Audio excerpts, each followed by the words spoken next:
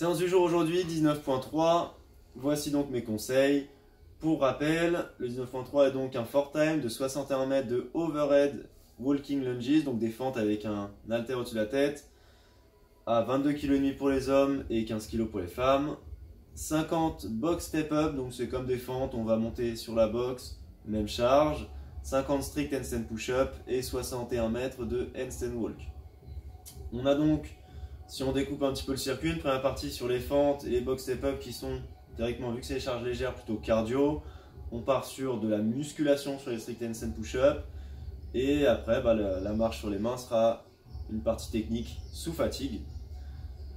Pour les mouvements, conseil sur les fentes, restez très technique, on va bien tendre le bras au-dessus de la tête. Si vous avez le bras fléchi un petit peu, si vous relâchez un peu l'épaule, ça va être beaucoup plus difficile tout de suite.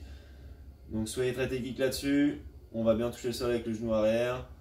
On se redresse bien à chaque fois, on finit bien l'extension pour éviter les no-reps. Soyez précis, vous aurez des marques au sol, d'accord, donc de 1,5 m à chaque fois. Si vous devez donc finir à chaque fois vos 7,5 mètres avant de faire le retour et ainsi de suite. Vous devez bien passer les deux pieds derrière le trait. Si jamais vous avez un bout du talon qui déborde encore, qui est un peu derrière la marque, ce sera une no-rep. Donc faites bien attention à bien placer le pied directement derrière le trait pour éviter de refaire une fente pour les 5 cm manquants. Enfin, restez cadencé. On essaie de ne pas s'arrêter sur les fentes si possible. Vous pouvez changer les bras quand vous le souhaitez. Donc si jamais vous êtes assez à l'aise, soit vous faites vos 61 mètres d'un seul coup avec le même bras, soit à mi-chemin vous changez vite fait. Ou bien si jamais vous savez que ça va être difficile un petit peu musculairement, l'épaule risque de lâcher, je sais pas, chaque 7,50 m, on change de bras. On change rapidement et on repart.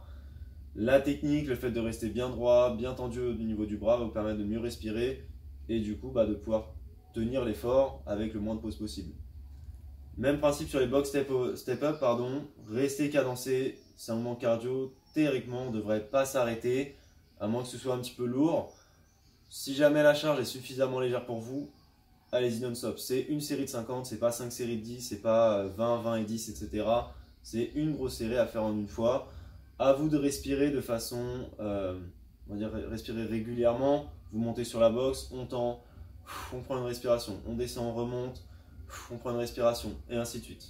D'accord? On va éviter de faire quelques petites répétitions en sprint et aller s'éloigner, boire un coup, etc. D'accord?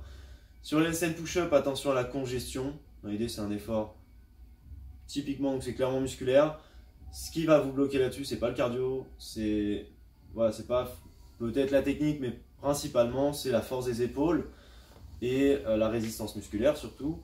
Faites attention à ne pas faire une série super longue au démarrage, mettons 10 répétitions pour en faire 2 par 2 par la suite. D'accord? Le plus efficace là-dessus, ça va être de faire dès le début des petites séries proportionnellement à ce que vous êtes capable de faire et de maintenir la cadence. Vous êtes capable de faire 20 handstand push-up strict d'un coup, n'allez pas en faire 20 dès la première série, sinon vous risquez clairement de finir ne plus réussir à pousser du tout.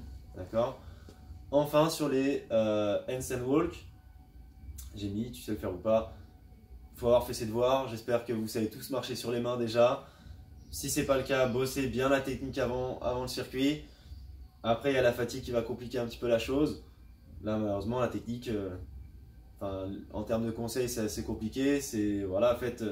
Faites au mieux. Si vous êtes très à l'aise, on fait 7,50 m, on relâche, on souffle à peine et on repart, quoi. Donc voilà. Petite précision, donc vous avez des tie breaks. Pensez-y bien. Après les box step up, vous aurez un tie break. Donc si jamais vous êtes bloqué au handstand push-up, vous êtes 2 personnes bloquées au handstand push-up, la personne qui aura fini ses box step up en première aura le meilleur score. D'accord? Idem après l'handstand push-up. Si jamais vous finissez vos handstand push-up, vous aurez donc un deuxième tie break.